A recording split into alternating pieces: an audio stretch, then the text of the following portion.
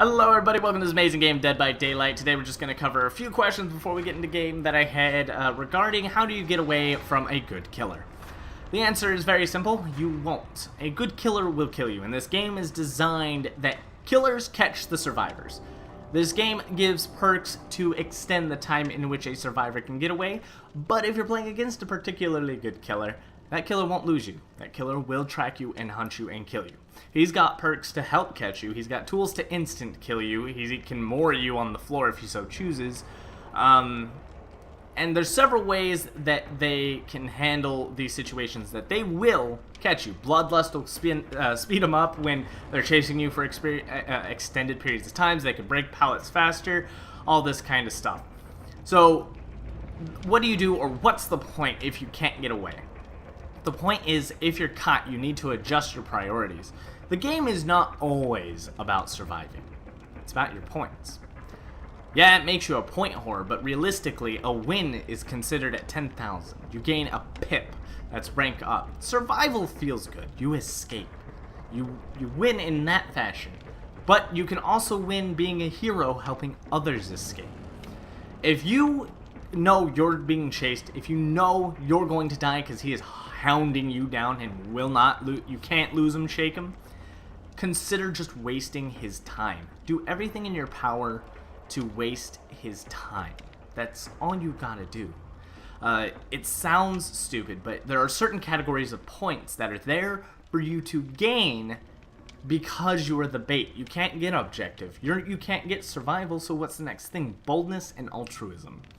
Saving people off hooks, it's risky, but it gives you tons of points to make up for this.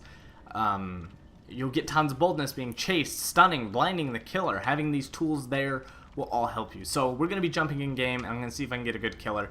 I'm going to show you that if I die, I do it in a way that buys as much time as possible, that hinders the killer as much as possible, and I will try my best to be the only one killed.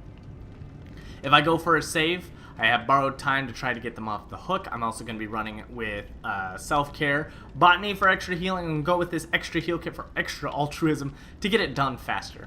That's another thing about finding good killers, is you can come in with good perks and items. So a couple of perks and items you can get just so before we go in. Flashlights, great for wraiths, amazing for wraiths in fact, but also good to help lose a killer at a pallet. Shine the light in their eyes while they're breaking the pallet, and they get blinded. They can't see for a brief 1 or 2 seconds. The best idea is to sneak right past them. Sneak, don't sprint. They usually run forward, or there's several things you can do, but remember, you have to take advantage of that time you have. Either you know they're going to swing early, play with it, get used to it. I have a couple of videos of doing that, even Twitch clips, which are pretty good.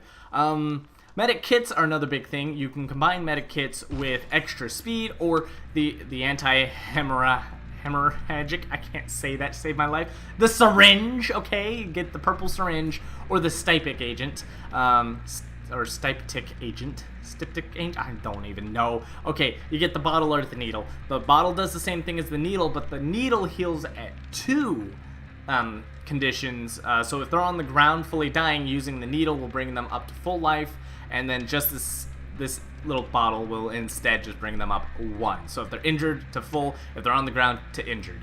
It's pretty simple. Those are kind of amazing things to come pick up and add to your medikit if you need to just do some emergency saves. There's a lot you can do in this game to hinder the killer, and if you go in with friends, then that's how you fight a good killer, but expect somebody to die. If you can all get out, you did amazingly well and you beat the odds. But don't expect to always get out. Expect to die. At some point, what you do will get you killed. So you've got your 2 choices. Play altruism, save your friends, and die a hero, making enough points, or work for yourself. Get your objective and survival points and get out. Or be a baller, get altruism, objective, boldness, and survival. That's pretty good. That's when you know you did really good. It's called double pip. It's wonderful when you can do it. Not always easy to do against a really good killer fully decked out, but again, going in with the right friends, with the right perks, with the right items can make all the difference. And again, you might not have all the items because the items can be lost if you die. So keep that in mind. Do your best.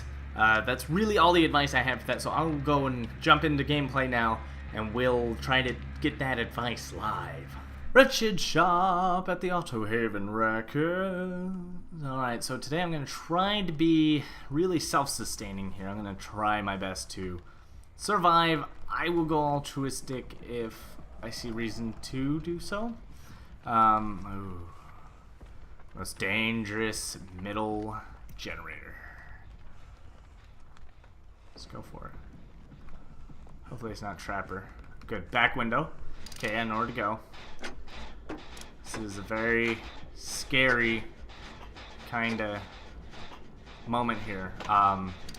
Hopefully it's not Michael Myers.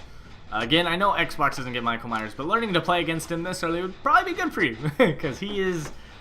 a lot of people complain he was too strong. And people only played Michael Myers for longest time when he first came out. He was so damn powerful. Oh boy. They got a Thanatophobia over there. Again, I don't have to exactly go for the save, and getting rid of this generator would really help. Now, Thanatophobia, what that does is when you see that on you, that means one of the survivors is hurt. Every time a different survivor is in a hurt, dying, or dead...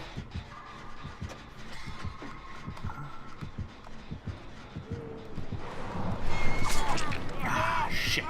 It's a nurse. Nurses are terrible. Probably the most terrifying thing in this game. Okay, Thanatophobia, every time someone's hurt, every different person that is hurt will, oh god. Every different person that gets hurt will slow down the effects of healing, repairing, and sabotaging effectively. So that's why my bar for repairs is red. So I need to get this generator. We have no generators done. This is looking bad. 2 people already down. This is looking like a good nurse. So I'm going to try my best to just focus on surviving me, and then I'll worry. Where the hell did he... Over there. Okay. I don't know if they're going for the save. That's first generator done. If you want to get out alive by yourself, if you feel that there is nothing you could do, the best idea would be to make sure 2 generators are done, leaving 3. The trapdoor will spawn only when generators completed are equal to survivors that are alive plus 1. When you are the last survivor alive, plus 1, that's 2. Having 2 generators done guarantees the trapdoor will spawn. If everyone is alive, the trapdoor won't even spawn until the 5th generator is complete. And see, now I'm just going to worry about me. I'm getting that 2nd generator. Won't be able to look for the trapdoor until 3 people die. Or, you know, vice versa. Gonna have to really get this generator done here. If that person dies, we have a permanent Thanatophobia on us, which can ultimately harm us. I don't know what they're doing. If they're a survive with friends with only 3 people. Oh my god, please, please, please, please, please, please, please. God, someone's going for them.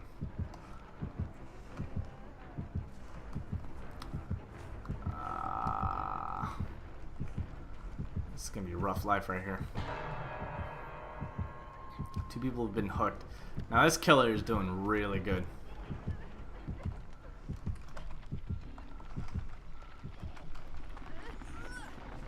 Okay. You're either gonna have to trust me when I unhook you to let me heal you, or you're gonna run. You're gonna run. Okay, does that sound like a good idea? Does that sound like a good idea?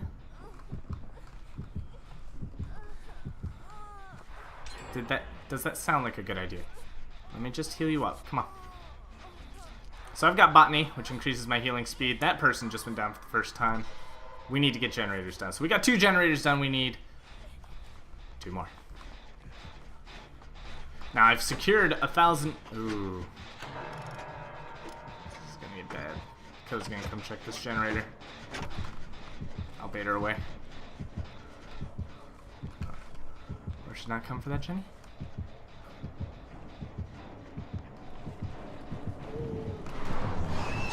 Woo! Baited! Okay, they got him. Don't know who she's going for. I don't know where she's even at.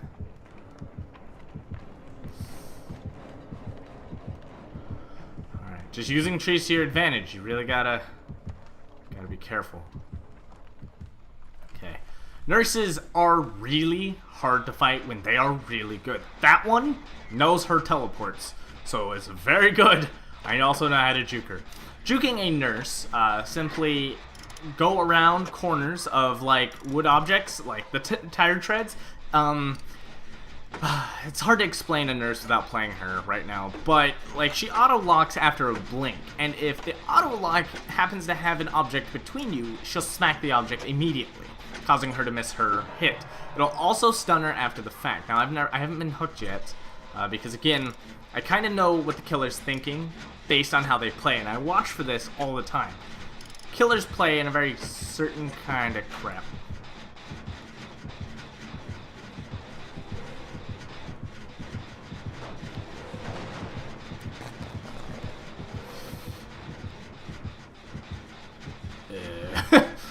Don't panic when killer comes by. They can't always see you. So that's a big thing. And I kind of figured he was just coming to check generator. Didn't know I was here, so I just kind of slowly crept around the corner. That's where, when I said earlier that urban evasion is really, really good for getting you out of that tight spot. Shit. That person's dead. Unfortunately, I'm gonna leave them. I'm looking out for me. Like I said, number one is me. Oh, God. And they're instantly dead. So, I think I'm on the closest generator. Oh my God. Gotta get on it now. 20 seconds! So I don't know where she's going, but I'm on this one right now. The other one's way over there, and the nurse has a really good distance on blinking. So I gotta be careful. I wish it... Shit, that person's gonna die instantly if they don't get out. I have to body block. Where are they at? Where are they at? Shit, shit, shit, shit, shit. Come on, come on, come on, come on, come on. Where are you? Where are you? Where are you? Where are you? Come on, dude. Come on, come on, come on, come on, come on.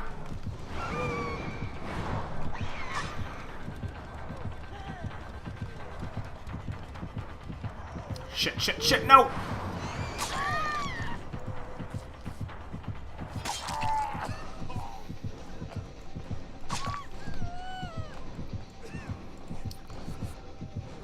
Shit, no! Ah, that really sucks. I tried. If that when you're running, trying to use your allies as shields, like I was trying, but she just, I don't know. She ran away in a way that, like, I was gonna go body block the killer, but she could blink past me. I mean, like, I was just gonna body block her, so why she took, like, a left turn to Albuquerque makes no sense. But it's alright. If you get caught like that, shush it. So, I mean, I did what I could, but I focused on me. I made sure there was a way out. So what had happened there was watching my ally get hit confirmed no perk called No One Escapes Death. That's an instant down attack. If they have that, they'll only have it after all the generators are on, and you'll only be notified they have it after somebody gets knocked down by it. So it's very important that if you see that and you can judge that, go ahead and be altruistic, but get the door first. It takes 20 seconds to open that bastard. Kill at Thanatophobia. So like I said, the more people are injured, dying, or sacrificed, it reduces your speed for everybody. So one person injured is 4%, 7%, 10%, and 13%. But I don't get if, like, yeah, it's only 4 injured. So you don't even all have to be dead, but it really hurts to have a 13% speed reduction on healing, sabotage, and speed. Nurse typically come with Nurse's Calling. It's one of her perks. So be very careful healing within her terror radius. That's a really good idea of, like, where they can see. So if you have any hint of a terror radius, don't heal next to a nurse. It's not a very good idea. Strider also helps with you're close to the nurse. She can hear your cries 50% more at 2, 100% more at 3. But that's also 100% more at all your breaths. So even just casual breathing from your character can be heard very well by a nurse who has Strider. But like I said, in the end, I got generators.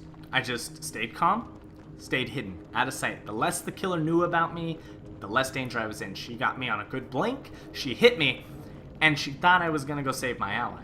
So I knew the killer had that mentality of, he's gonna be altruistic, which I wasn't. That played to my advantage, because I wasn't altruistic, so I got away.